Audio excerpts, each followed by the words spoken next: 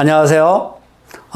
오늘은 며칠 전에 제가 그 경제 자유구역에 관련된 이야기를 말씀드렸을 겁니다. 그 기사 내용에 연이어 그 어떠한 방법으로 대처를 해야만이 경제 자유구역으로 지정을 받아서 많은 기업들을 유치해 그 경제적 자족도시로 만들어 갈 수 있을 것인가, 이러한 부분에 대한 그 관련된 기사 내용입니다. 자, 한번 보시겠습니다. 지금 보시게 되면 고양신문에서 나온 기사 내용입니다.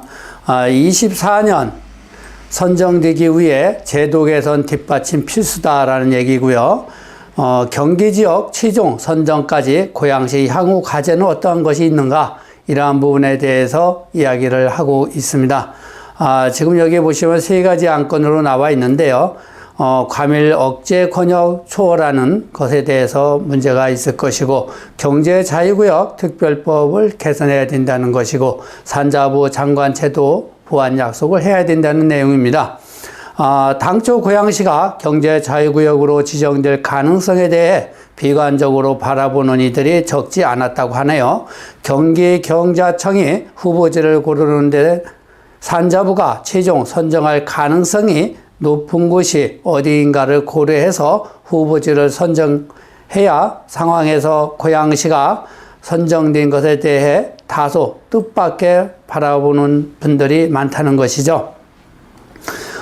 그렇다면 산자부가 최종 선정할 가능성이 높은 곳은 어떠한 곳일까? 산자부가 2018년 발표한 제2차 경제구역, 경제자유구역 기본 계획에 대해 경제자유구역으로 선정하는 기준을 명시했다고 하네요. 그 내용을 보면 민간의 투자 수요, 외국인 투자 유치 전략, 지역의 혁신 생태계 조성 계획 등을 종합적으로 평가해 지정한다고 발표했다고 합니다.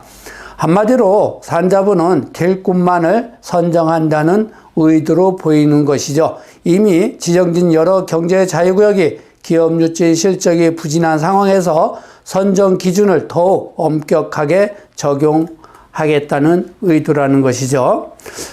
지금 경제 자유구역으로 지정을 받고도 기업 유치가 어려워서 진행이 안 되는 곳이 많이 있는 것이죠. 고양시의 경우 산자부가 정한 선정 기준을 충족하기에는 과밀 억제 권역이라는 큰 벽이 크게 가로막고 있다. 벽이 크게 가로막고 있는데 민간의 투자 수요나 외국 투자 유치가 있을 리 없다는 것이죠.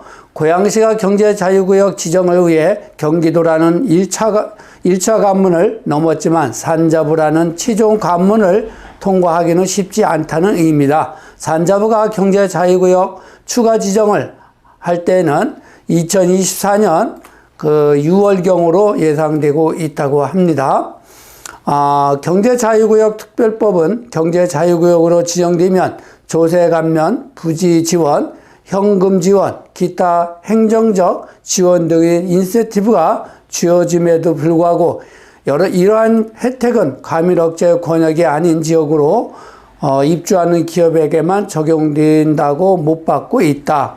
경제자유구역 특별법에는 이는 이러한 조항을 개정하지 않으면 고양시가 지정된다 하더라도 그다지 실익이 없다는 것이죠. 그래서 이렇게 보시게 되면 과밀 억제 구역, 그죠? 요것이 해제돼야 된다는 것입니다. 그래야 기업들이 자유롭게 들어와서 자유롭게 기업 활동을 할 수 있는 여건이 갖춰진다는 것이죠. 그럼에도 경기경자청이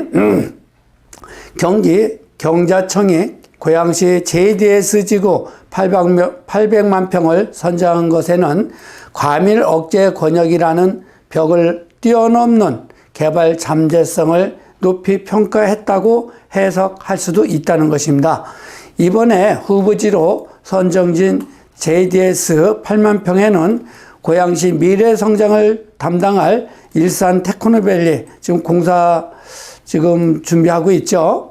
또 방송영상밸리, CJ 라이브시티, 킨텍스 전시장 등이 모두 포함되어 있다라고 합니다.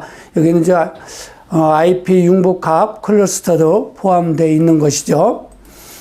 지금 보시게 되면 위치가 대략적인 이 경제 자유구역으로 지정되는 곳이 지금 보시게 되면 이쪽으로 해서 여기가 이제 장항아시 들어오는 쪽입니다. 이쪽에서 이렇게 이 지역을 다 이제 얘기하는 겁니다. 지금 현재 진행되고 있는 거는 여기 CJ 라이브 시티, 또 방송 영상 배를 단지 있고요. 또 여기는 현재 장항 택지지구 지금 택지 조성을 하고 있습니다. 그리고 여기 이제 일산 테크노밸리가 이쪽으로 이제 이렇게 들어가는 것이죠. 그리고 이 부분이 다시 또 이제 경제 자유구역으로 묶이는 곳입니다. 그래서 이제 이렇게 되게 되면 고양시의 기업 유치가 된다라고 그러면 정말 경제적 자독도시로서 살기 좋은 도시 정말 갖추어지는 것이죠. 지금 이 향후 이제 이 경제적 추가 지정 선정 절차를 보면 지금 23년 산자부 접수가 이제 끝나야 되는 것입니다. 이 고양시와 안산이 이제 개발계획 용역 시행을 해서 11개월간 용역 시행을 해서 23년 12월에 내년이죠. 12월에 접수가 되면 24년 중반에 이 산자부에서 선정을 한다는 것입니다. 고양시는 경제자유구역 특별법 등 제도 개선에 기대해 보아야 한다는 지적이 나온다. 산자부는 5년마다 경제자유구역 기본계획 수립한다. 바로 내년 상반기에 제3차 경제자유구역 기본계획이 발표되는데 여기에는 경제자유구역 선정을 위한 또 다른 새로운 기준이 제시될 것이다. 내년 2월부터 고양시와 경기도가 함께 진행하는 경자구역의 개발계획 수립 용역, 연구 용역은 새로운 기준을 고려해서 용역을 추진한다고 합니다. 산업통상자원부 소속인 홍정민 국회의원은 경제자유구역의 장점과 한계에 대해 고민이 많다. 경제자유구역 지정만으로 기존 규제들이 일거에 해제되는 것도 아니고 기업이 자동으로 들어오는 것도 아니다.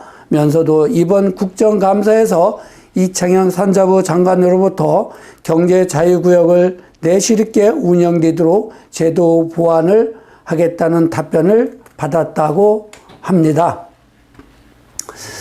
지역 이 개발에는 시장도 큰 역할을 하겠지만 그 지역 국회의원들의 역할이 정말 중요하다고 보셔야 됩니다. 그래서 앞으로 우리가 국회의원을 선거할 때는 선출할 때는 정말 지역구에서 일할 수 있는 그러한 분들을 선출해야 되지 않을까 이렇게 보여지고 있습니다. 앞으로 이제 이 고양시가 여러 가지 지금 대형 개발 사업들을 진행하고 있죠. 이러한 것들이 잘 이루어진다 그러면 정말 살기 좋은 도시로서 거듭나게 될 것입니다.